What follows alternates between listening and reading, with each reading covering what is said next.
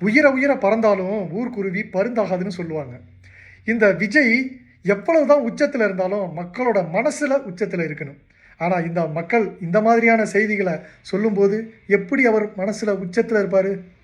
நீங்களே பாருங்க. விஜய் வந்து தயவுசெய்து நீங்க கிறிஸ்டினாவும் பார்க்காதீங்க, முஸ்லீமாவும் பார்க்காதீங்க, ஹிந்துவாவும் பார்க்காதீங்க, ஒரு மனுஷனாவே நீங்க பார்க்காதீங்க. இப்படிதான் நான் சொல்லுவேன். ஏன்னா விஜய்க்கு என்னன்னா, விஜய் முழுக்க முழுக்க பணவெறி பிடித்தவர். ஜாதிய மனநிலையும் உள்ளி இருக்கிறதவட்ட. அதுக்கடுத்து அவருக்கு உலக இன்பம், பதவி, பணம், அதிகாரம், உலக இன்பங்களை அனுபவிக்கணும், லௌகீக வாழ்க்கை அனுபவிக்கணும். அவருக்கு என்னன்னா, அவரை பத்தி நீங்க பேசணும்னா நான் பயங்கரமா பேசுவேன். என்னன்னா, அவருக்கு என்னன்னா, தமிழ்நாடு முதலமைச்சர் ஆயிரணும்.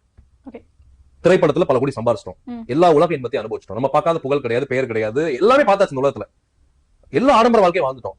ஒன்னே ஒண்ணு அவருக்கு என்னன்னா, இவ்வளவு இருந்தும் நமக்கு வந்து பவர் இல்லையே, அதிகாரம் இல்லையே.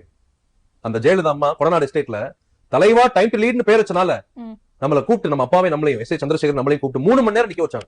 ஏன்னா நீங்க நல்லா புரிஞ்சுக்கோங்க, இவருக்கு என்னன்னா, இப்ப சீஃப் மினிஸ்டர் ஆஃப் தமிழ்நாடு ஒரு எய்ம். பாத்துக்கங்க, இந்த மாதிரியான ஒரு ஆளை தான் மக்கள் தேர்ந்தெடுப்பாங்களா?